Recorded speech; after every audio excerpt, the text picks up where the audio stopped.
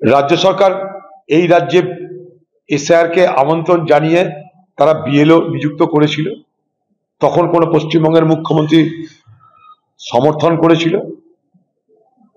আজও পশ্চিমবঙ্গের মুখ্যমন্ত্রী এই বিএলওদেরকে নিয়েই নানা রকমের কথা বলছেন। কিন্তু যদি এসআইআর পশ্চিমবঙ্গে বিপদের কারণ হয়, বিএলওদের যদি মৃত্যুর কারণ হয় এসআইআর, পশ্চিমবঙ্গ সরকার কেন তাদের কর্মচারীদের উদ্যোগ করে নিচ্ছেন না? কেন বলছেন না যে আমি এখানে এসআইআর করতে দেব না? কমিশন বলছে রাজ্য তার দায়িত্ব পালন করছে না, রাজ্য বলছে কমিশন তার দায়িত্ব পালন করছে না। সাধারণ ভোটার, সাধারণ মানুষ কোথায় যাবে? এই এই এই এই এই জিনিস দেখতে সাধারণ মানুষ কোথায় যাবে? কেন মৃত্যু, কি মৃত্যু দেখুক, কিন্তু এসআইআর কারণে, চাপের কারণে বিএলওদের মৃত্যু, এর থেকে দুর্ভাগ্যের নিন্দাজনক আর কিছু হতে পারে না। কিন্তু তার জন্য রাজ্যের কি ভূমিকা? তার জন্য নির্বাচন কমিশনের বা কি ভূমিকা? নির্বাচন কমিশনকে বলতে গেলে তারা বলছে রাজ্যকে বলেছে এই করতে, রাজ্য করেনি। রাজ্য বলছে আমাদের কথা না শুনে বেশি কাজ চাপিয়ে দিচ্ছে। সাধারণ মানুষের জানের জ্বালা। এখন হচ্ছে কি, মানে দুই শক্তির লড়াই হচ্ছে, উলু খাগড়ার প্রাণ যাচ্ছে। রাজায় রাজায় যুদ্ধ হচ্ছে আর উলু খাগড়ার প্রাণ যাচ্ছে। বীরানোরা সাধারণ ঘরের লোক, তারা সাধারণ চাকরিজীবী।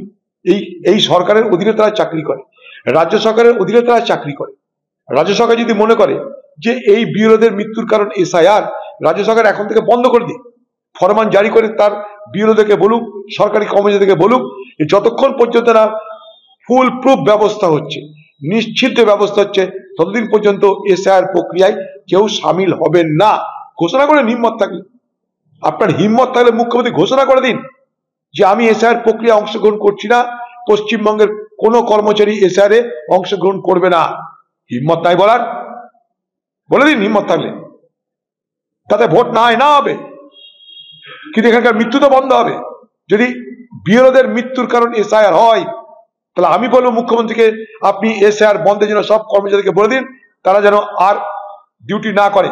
আপনি তাদের দেখভাল করবেন, দেখাশোনা করবেন, আপনি তাদের মাইনা পত্র সব তো দিচ্ছেন, আপনি বলুন আপনি তাদের রক্ষা করছেন, পারছেন না?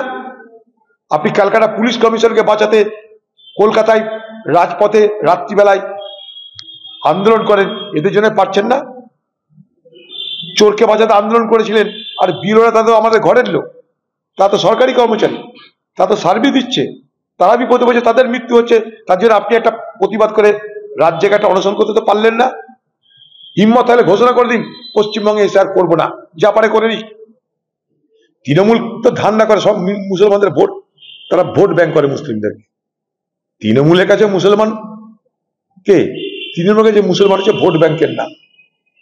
মুসলমানকে ভোটকি দেখাও এনআরসির নামে, এসআইআর এর নামে, আমি আছি তার নামে, আমি থাকলে তোমাদের ভয় নেই, সেই ভোটকি দেখিয়ে মুসলমানদেরকে ভোট ব্যাংক হিসাবে ব্যবহার করে তৃণমূল। আর কিছু না, মুসলমানদের দাম তৃণমূলের কাছে ভোট ব্যাংক।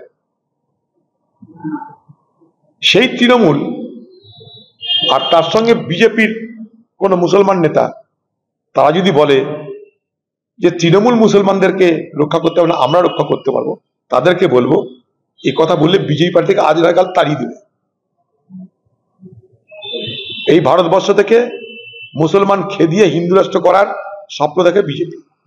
না খেদালেও মুসলমানদের ভোটার অধিকার থাকবে না, মুসলমানদের কোনো ধর্মীয় অধিকার থাকবে না, সেটাই বিজেপির তত্ত্ব। সারা পশ্চিমবঙ্গ জুড়ে তো জালি তথ্য পাচারের কেন্দ্র সারা পশ্চিমবঙ্গ। মুর্শিদাবাদে এপার ওপার হয় না, মালদা এপার ওপার হয় না, উত্তরবঙ্গে এপার ওপার হচ্ছে না, তা সব কি শাহজাহান করছে? কত শাহজাহান শেখ দিদি তৈরি করেছে, দিদির হাতে শাহজাহান শেখদের অভাব নাই। কত শাহজাহান শেখ আছে দিদির হাতে, তারপর ঠিক আছে, দিদি তো শাহজাহান শেখদের নিয়ে দল বড় করেছে। এরকম কত মস্তান, কত চোরাচালানকারী, কত বাটপার এই বর্ডার এলাকায় ধান্দা করছে, তার কোনো ঠিক